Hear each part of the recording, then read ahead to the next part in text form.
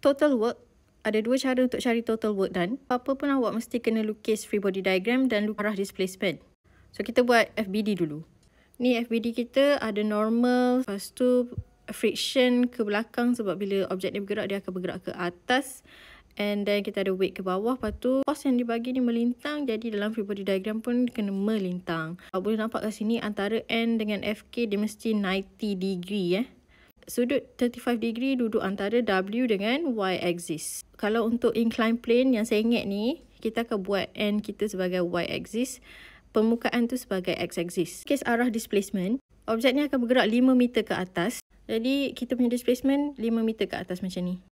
Dua method untuk cari total work done adalah guna W net equal to F net S ataupun total work awak tambahkan work done untuk setiap force.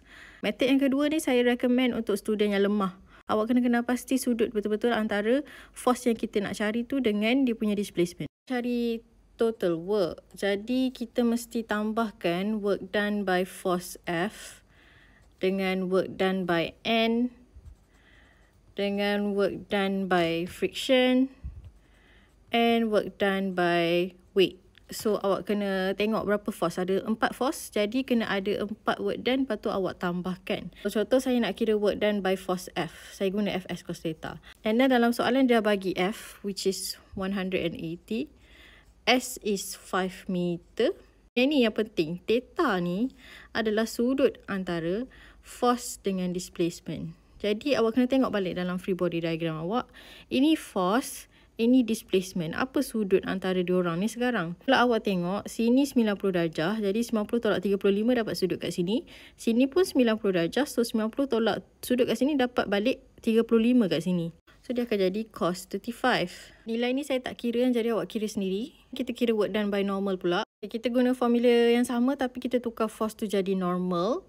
And then nilai normal kita tak ada, tapi berdasarkan free body diagram kita boleh nampak normal duduk dalam Y component. Dalam Y axis tak ada pergerakan, jadi kita boleh cari normal daripada sum of Fy. Awak jangan lupa, si W dengan force F ni ada sudut. Jadi sebenarnya diorang awak kena resolve. Awak kena resolve, jadi awak akan ada Wy kat sini, Wx, Fx, Fy. So, kalau awak buat sum of Fy equal to 0, ada 1, 2, 3. N tolak Fy tolak Wy sama dengan kosong. Lepas tu Fy jadi F sin 35, Wy jadi mg cos 35. Lepas tu gantikan nilai dia orang dapatlah N. Lepas tu N tu awak boleh ganti